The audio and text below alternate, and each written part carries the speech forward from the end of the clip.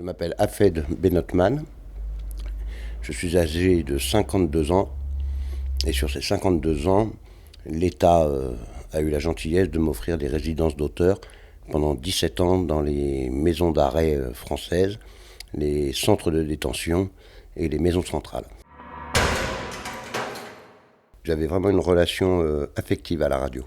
J'écoutais des stations qui avaient cette particularité de faire des bandes son la nuit, une bande de 2 heures qui revenait constamment, ce qui permettait de pouvoir faire des cassettes. Et quand on ratait la chanson, on savait que 2 heures après elle allait repasser, on était attentif. Et c'est là où j'ai fait mes classes et que j'ai appris toute la chanson française, en passant par Henri Tachant, Anne Sylvestre, Gribouille, Mama Béa, et évidemment le tiercé gagnant Brel, Brassens et Ferré. La radio est un objet pour moi, un objet nocturne.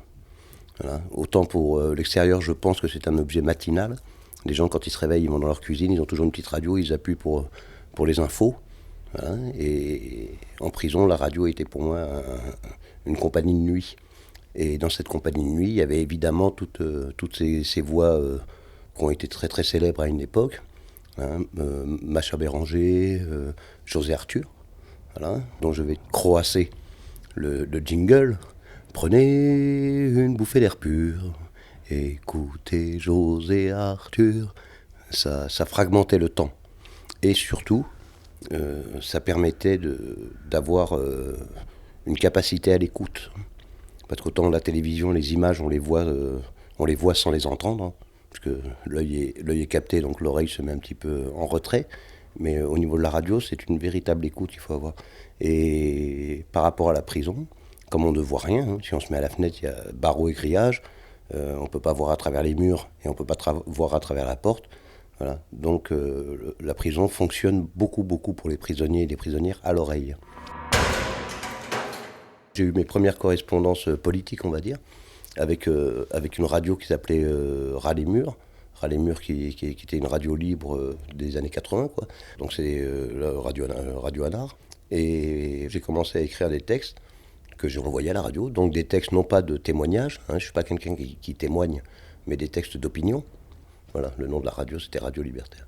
Donc le fait d'écrire à cette radio que les textes soient lus, c'était une manière de résistance.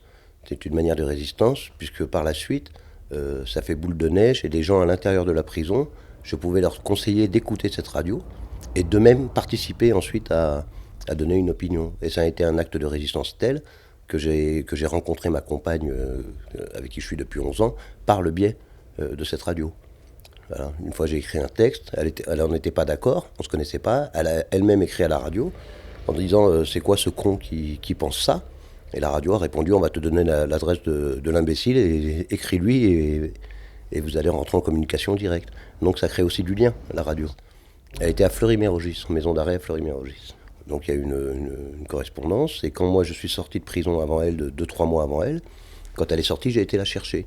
Voilà. Et notre histoire d'amour s'est greffée sur une histoire politique, après amicale, et ensuite c'est devenu, à l'extérieur, quand on était tous les deux libres, une histoire d'amour, et on s'est mis ensemble.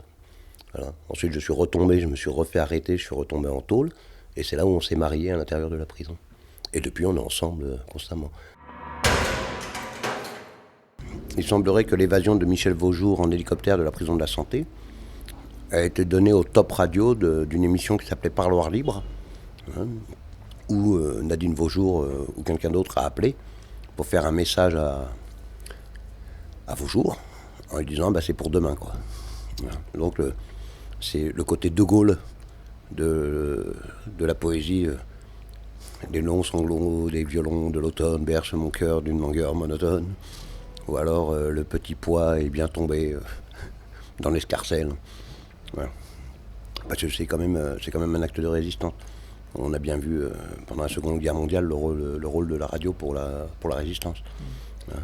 Donc en prison, on a encore avec ces émissions-là un acte de résistance. Parce qu'ils ne peuvent pas encore brouiller les ondes. Parce que s'ils brouillent les ondes, admettons, de Radio Libertaire ou bien de Fréquence Paris Pluriel, il est évident qu'ils vont brouiller les ondes de RTL, de RMC et autres. Voilà. Et ça, il n'en est pas question.